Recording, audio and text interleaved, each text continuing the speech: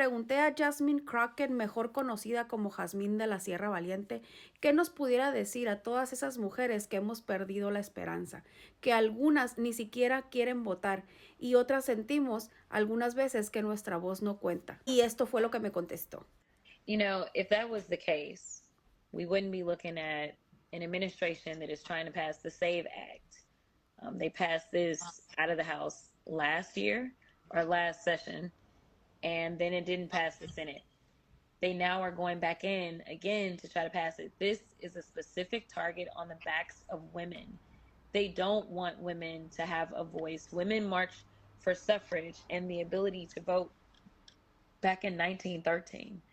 And the SAVE Act, if you've had a name change, which typically doesn't happen to men, it typically happens to women when they get married, then it is going to make it more difficult for women specifically to engage in voting. It is going to institute a poll tax because you're going to need your original birth certificate to be able to actually vote. Like that's crazy. Like we go in, we get our IDs, but like your ID may not have like the same name on it as your birth name because well, we got married, right?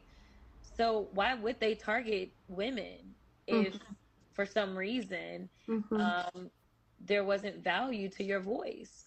So just know, you know, even as we approach this primary, in the Democratic primary, close to 60% of the participants in the primary are women.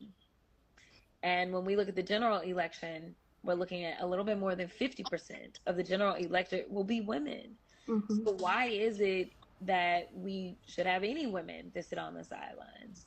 Because the first ones that are harmed by bad policy are women, whether it's our jobs, whether it's reproductive access, whether it's child care, it is women that all of this falls on. When you know you're talking about your tias and your abuelitas, you know when they are struggling and need health care and they don't have access to, who is it that ends up doing the care? Yeah. It's women. Like we are impacted first, so we should be the first ones in line to vote. Mejor explicado, imposible. Sal a votar, hermana.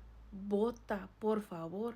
Vota. Dejemos de pelear entre nosotras mismas y por primera vez unámonos como comunidad. Empecemos a escucharnos entre nosotras mismas porque solo una mujer entiende por lo que pasa a otra mujer. Sal a votar.